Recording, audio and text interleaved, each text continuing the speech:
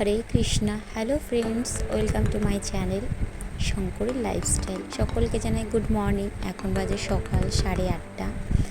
তোমরা সবাই কেমন আছো আমাকে কমেন্টসে জানিও। আমি কিন্তু খুব ভালোই আছি।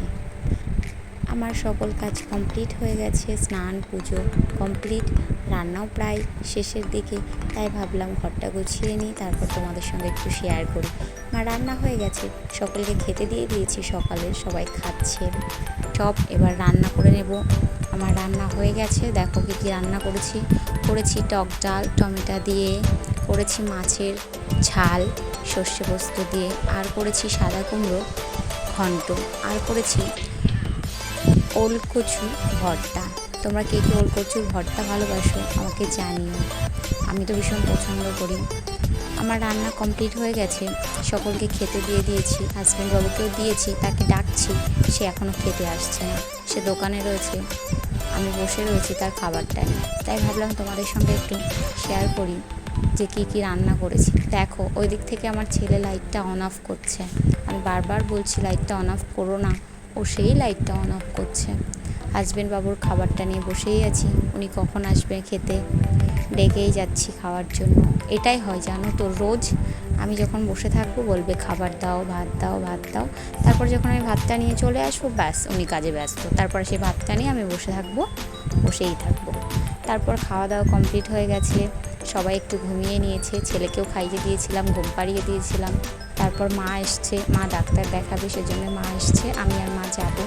তাই একটু ছেলে দিদার সাথে খেলা করে দিচ্ছে, বাইরে এসছে, রাস্তায় দিদার সাথে ঘুরে বেড়াচ্ছে, খেলা করছে, কথা বলছে, দৌড়োদৌড়ি করছে।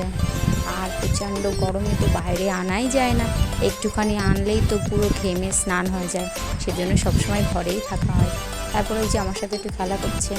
তারপর আমরা বাজারে গেছিলাম, ডাক্তার দেখিয়ে মাকে বাড়ি দিয়ে এসছি। আমি চলে এসেছি, আর নিয়ে এসেছি হাজব্যান্ড বাবুর জন্য আলুর চপ। উনি অর্ডার দিয়েছিলেন, আসার সময় আমাকে আলুর চপ নিয়ে এসে খাওয়াতে হবে, আমি তার জন্য নিয়ে এসেছি। দেখো ছেলেও খাচ্ছে এখান থেকে, একটা দুটো করে মুড়ি নিচ্ছে আর খাচ্ছে, আর ফোনে কার্টুন দেখছে। হয়তো তোমরা সবাই বলতে পারো এত অল্প বয়সে ছেলেকে কেন ফোন দেখাচ্ছি, কিন্তু কিছু করার নেই, যেহেতু আমি একা মা, সময় কিভাবে ওকে দেব, ওকে ফোনটা দিয়েই আমার সকল কাজ করতে হয়। হাজব্যান্ড বাবু বাড়ি থাকে না ঠিক করে, তারপর বাড়িতে একটা দোকান আছে, উনি যখন ওনার ডিউটিতে চলে যায় তখন দোকান, সংসার, ছেলেকে সব কিছু আমাকে দেখতে হয়, তখন কিছু করার থাকে না ছেলেটাকে ফোন না দিয়ে, সেজন্য ওকে দেওয়া হয়, কিন্তু খুব বেশি দিই না। যখন আমি ওকে সময় দিতে পারি না, তখন একটু ফোনটা দিয়ে ওকে আমি কাজগুলো করি। তারপরে এই যে সন্ধ্যা হয়ে গেছে, সন্ধ্যা ঠিক নয়, রাতই হয়ে গেছে, 9টা বাজে। আমরা মোমবাতি জ্বালাতে চলে এসেছি, যে আরজি কলের যে নৃশংস হত্যাটার জন্য আজ রাত 9টায় সকলকে মোমবাতি জ্বালাতে বলা হয়েছিল, সেই জন্যে আমি আর ছেলে চলে এসেছি ঘরে লাইট অফ করে সকল মোমবাতি জ্বালিয়ে।